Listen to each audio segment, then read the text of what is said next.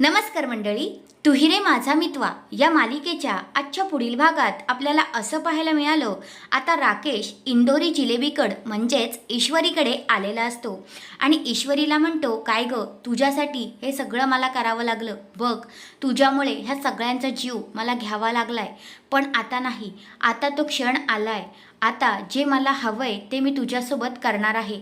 असं बोलून आता तो ईश्वरीला हात लावत असतो आणि तिच्या खूपच जवळ जात असतो. कारण तुम्हाला तर माहितीच आहे, पहिल्यापासून राकेशचा नजर ईश्वरीवर होती. मग ईश्वरी आता डोळे उघडते आणि राकेशला असली कानाखाली मारते ना की बघतच बसावंसं वाटतं. खूपच जोरात ती त्याला कानाखाली मारते आणि राकेश आता खूपच भडकलेला असतो. ईश्वरी म्हणते, ए, तुझी हरकत आहेत ना तुझ्याकडेच ठेवायची, समजलास ना, आता तुझी काही खैर नाही. आणि ईश्वरी खूपच भडकलेली असते.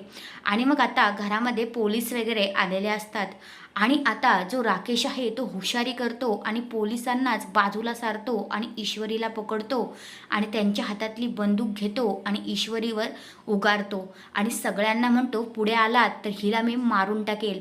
मग अर्णव आता पुढे आलेला असतो. त्याला म्हणतो, एक चिंटुकल्या, तू पुढे येऊ नको, समजलास ना, आता बघ तुम्हाला कसं महागात पडेल मला त्रास देणं. असं आता राकेश इकडे बोलतो आणि सगळ्यांनाच आता खूपच तो घाबरवून सोडतो. आता आपल्या इशूला काय होईल का हे पाहणं रंजक ठरणार आहे. अर्णव कसा ईश्वरीला वाचवेल हे पाहणं सुद्धा रंजक होणार आहे. तर हा आहे आजचा पुढील भाग. तुम्हाला कसा वाटला ते कमेंट करून नक्कीच सांगा. धन्यवाद.